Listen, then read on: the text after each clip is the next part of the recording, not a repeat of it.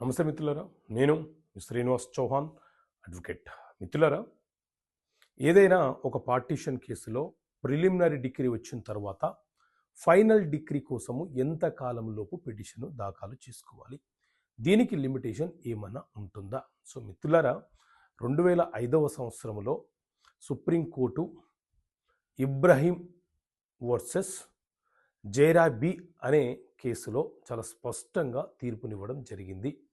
మన దేశంలో civil procedure code CPC అనే చట్టం అమలు ఉన్నది. ఈ చట్టం ప్రకారంగా సివిల్ వివాదాలు పరిష్కరించబడతాయి. అయితే ఈ చట్టం ప్రకారంగా ఒక పార్టీషన్ కేసులో మొదట ఒక ప్రిలిమినరీ డిగ్రీ, ఆ తర్వాత ఫైనల్గా ఒక ఫైనల్ డిగ్రీ అనేది ఇవ్వడం జరుగుతూ ఉంటుంది. అయితే ఎవరైనా ఆస్తి భాగ పంపిణీ కోరుతూ న్యాయస్థానంలో ఒక దావాని దాఖలు చేసినప్పుడు మొదట న్యాయస్థానము ఒక ప్రిలిమినరీ డిగ్రీ ఇచ్చేసిన తర్వాత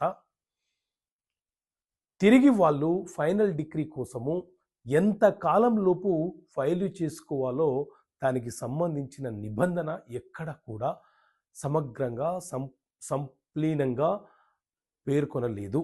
కాబట్టి లిమిటేషన్ యాక్ట్లోని సెక్షన్ 137 అనేది దీనికి వర్తించదు. అనంటే ఫైనల్ డిగ్రీ 5 సంవత్సరాల లోపే ఫైల్ చేసుకోవాలి, 12 సంవత్సరాల లోపే ఫైల్ చేసుకోవాలి అనే నిబంధన అనేది ఎక్కడ పేర్కొనలేదు. కాబట్టి ప్రిలిమినరీ డిగ్రీ వచ్చిన ఎన్ని సంవత్సరాల తర్వాత అయినా సరే ఒక ఫైనల్ డిగ్రీ కోరుతూ వేసుకోవచ్చు, పిటిషన్ని దాఖలు చేసుకోవచ్చు అని చెప్పి చాలా స్పష్టంగా వివరణ ఇవ్వడం జరిగింది.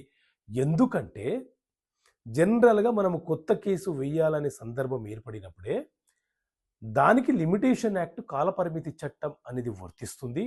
ఎంత కాలంలోపు ఆ దావాని వేయాలో ఆ చట్టం చాలా స్పష్టంగా వివరణ ఇస్తుంది. కాబట్టి ఆ కాలపరిమితిలోపు ఫైల్ చేయాలి. కానీ పార్టీషన్ కేసులో ఒకసారి ప్రిలిమినరీ డిగ్రీ వచ్చిన తర్వాత ఫైనల్ డిగ్రీ కోసం వేసే పిటిషన్ ఏదైతే ఉందో అది కొత్త దావా కాదు, అది కొత్త కేసు కాదు, అది కొత్త వివాదము కాదు. ఆల్రెడీ ఆ వివాదము న్యాయస్థానంలో పరిష్కరించబడి దాని మీద ప్రిలిమినరీ డిగ్రీ వచ్చింది. కాబట్టి ఫైనల్ డిగ్రీకి కాలపరిమితి అనేది లేదు, ఎప్పుడైనా ఆ పిటిషన్ని దాఖలు చేసుకోవచ్చు అని చెప్పి చాలా స్పష్టంగా వివరణ ఇవ్వడం జరిగింది.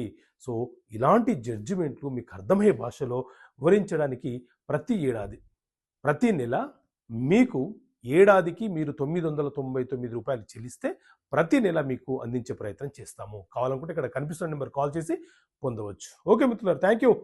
జై హింద్.